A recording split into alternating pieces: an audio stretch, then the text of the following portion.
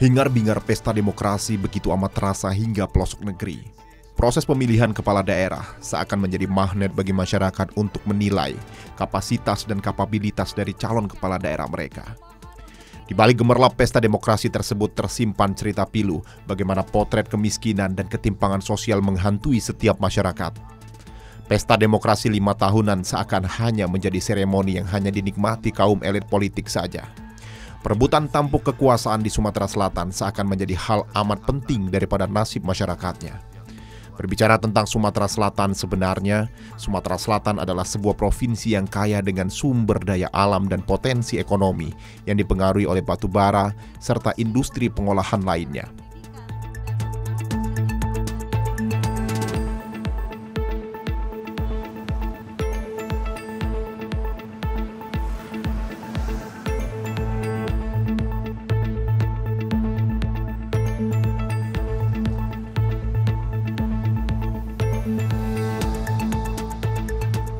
Di balik hingar-bingar pembangunan yang terus dikebut oleh stakeholder di Sumatera Selatan, terdapat cerita miris di sudut Sumatera Selatan. Banyak yang tidak dapat diungkap satu persatu, bagaimana belum meratanya tingkat sebaran pembangunan di wilayah ini.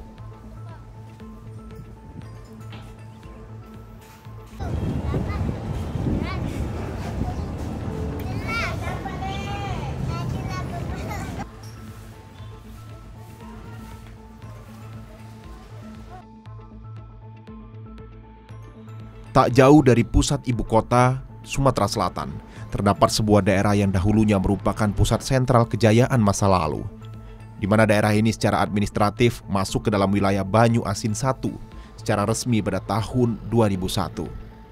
Berbanding terbalik dengan ibu kota Sumatera Selatan yang berdampingan, daerah ini sama seperti kebanyakan daerah lain di Sumatera Selatan yang mengalami stagnan dalam hal pembangunan infrastruktur dan fasilitas umum. Padahal jika melihat Mariana secara letak geografis, desa ini memiliki sumber daya alam berupa minyak mentah, serta perusahaan agribisnis yang meliputi budidaya kelapa sawit, pengolahan, dan penyulingan minyak nabati, serta beberapa perusahaan lainnya yang berdiri di wilayah ini.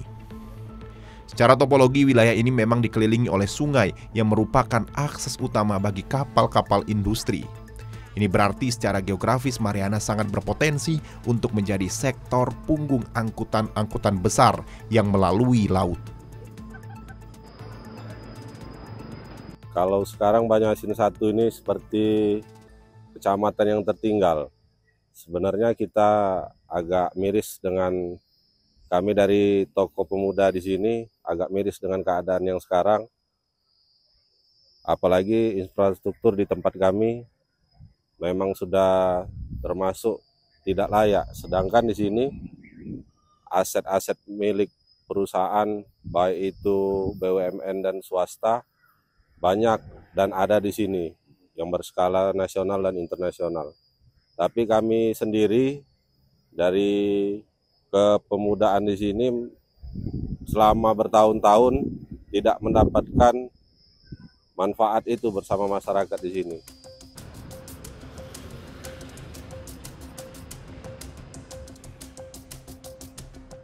Nyatanya, dikelilingi oleh perusahaan berbasis nasional tak membuat daerah ini maju, bahkan sangat jauh dari kata sejahtera. Sebenarnya jika desa ini dibangun melalui dana corporate social responsibility, sudah dapat menjadi daerah yang maju. Namun kenyataannya, jalan berlubang, potret kemiskinan masih sangat terasa jika kita melewati daerah yang menjadi ring satu perusahaan-perusahaan besar berstandar nasional. Belum lagi berbicara tentang taraf pendidikan yang menjadi syarat bagi perusahaan dalam mempekerjakan masyarakat sekitar yang dianggap masih jauh dari kata layak untuk bekerja di perusahaan-perusahaan tersebut. Ini menambah beragam permasalahan yang mengarat bagi masyarakat Mariana Banyu Asin I. Sejak tadi lah Banyu Asin lebih maju kayak itu, lebih ini lagi aman, damai. Dan rakyat ini suasana kita di masalah ini jalan kayak itu. Apa jalan yuk? Susah jalan kita nih. Apa pacak tadi benar-benar itu? Nah itulah. Kalau pacak itu dibangun lebih lebar lagi ya itu. Sebuah daerah tua di sudut kota ini menjadi bukti jika pembangunan dan kesejahteraan jauh dari kata setara. Fasilitas umum yang terkesan stagnan, taraf ekonomi pun demikian. Masyarakat Mariana hanya seakan menjadi penonton dalam kontestasi politik di Sumatera Selatan. Bertahun-tahun lamanya, mereka merasakan kondisi jalan berlubang, serta penerangan yang minim menjadi hal biasa yang mereka rasakan setiap harinya. Ini 5 tahun terakhir belum ada lagi pembangunan di sini. Jalan poros, Jalan Sabarjaya, dan juga jalan akses menuju kantor lurah dan kantor camat ini belum pernah diperbaiki sama sekali selama 5 tahun terakhir ini. Biasanya kalau di tempat kami ini di akhir masa atau mau adanya pilkada, di situ baru adanya pekerjaan masuk untuk perbaikan jalan, dan itu pun diatasnamakan oleh salah satu paslon. Dan itulah yang terjadi sebagai jadi bahan kampanye saja di sini. Jadi cuman hanya mengambil keuntungan saja di tempat kami. Dengan kondisi jalan yang banyak rusak dan bolong-bolong, belum dimulai dari turun jembatan Pulau Layang daerah Sungai Rebo, masuk di daerah Sungai Gerong, Kampung Bali, sampai ke Mariana, bahkan yang lebih parah di daerah Prajen. Menurut Undang-Undang Pasal 7 Ayat 2, 3, dan 4 Nomor 40 Tahun 2007, di mana diatur bahwasannya perseroan yang menjalankan kegiatan di bidang atau berkaitan dengan sumber daya alam wajib melaksanakan tanggung jawab lingkungan. Jika berkaca pada undang-undang tersebut, harusnya daerah ini telah menjadi kawasan maju dan sejahtera.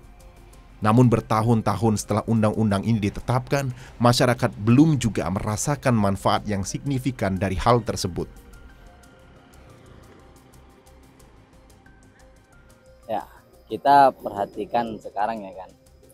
Sekarang ini dengan persaingan baik itu di dalam ataupun di luar. Ya dari segi ketenaga kerjaan, khususnya ketenaga kerjaan yang ada di Kecamatan Banyuasin 1 ini dengan beberapa perusahaan-perusahaan yang ada, ya kan. Seharusnya di dalam peningkatan sumber daya manusia ataupun baik segitu kependidikan dan juga keterampilan itu harus diperhatikan jelas oleh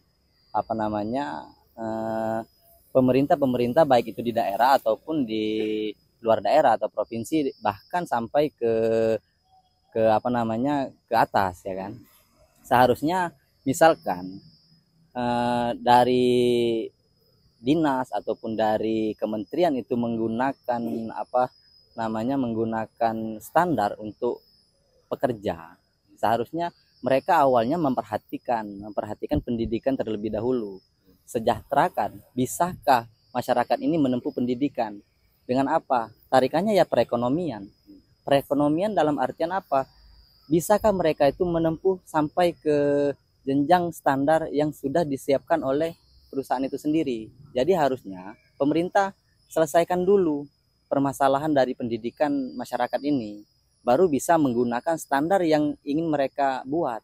Jadi jangan sampai standar itu sudah muncul, masyarakat ini masih belum sejahtera dengan pendidikannya, belum bisa mengakses sampai ke perguruan tinggi, bahkan mereka sudah menggunakan standar yang lebih dari situ.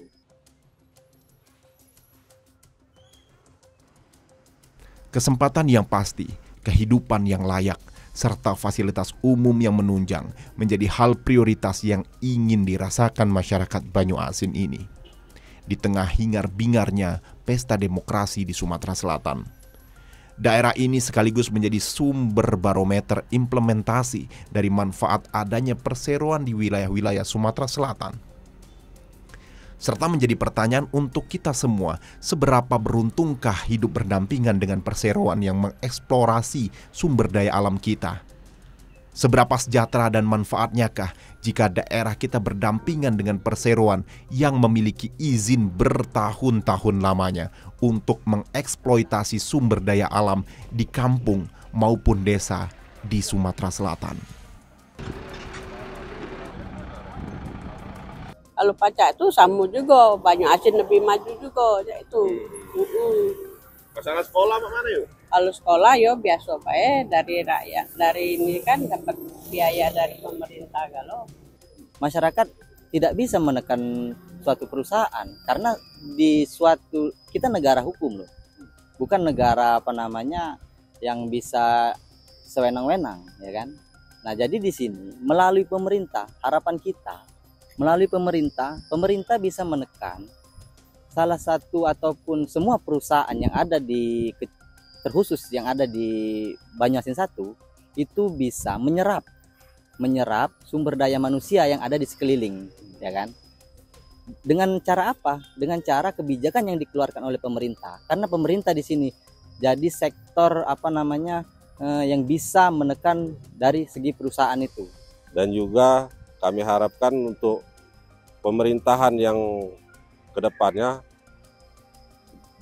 tolong diajak dan dirangkul semua kalangan, baik itu kalangan tokoh masyarakat, apalagi pemuda, karena pemuda ini salah satu generasi penerus bangsa. Karena tidak ada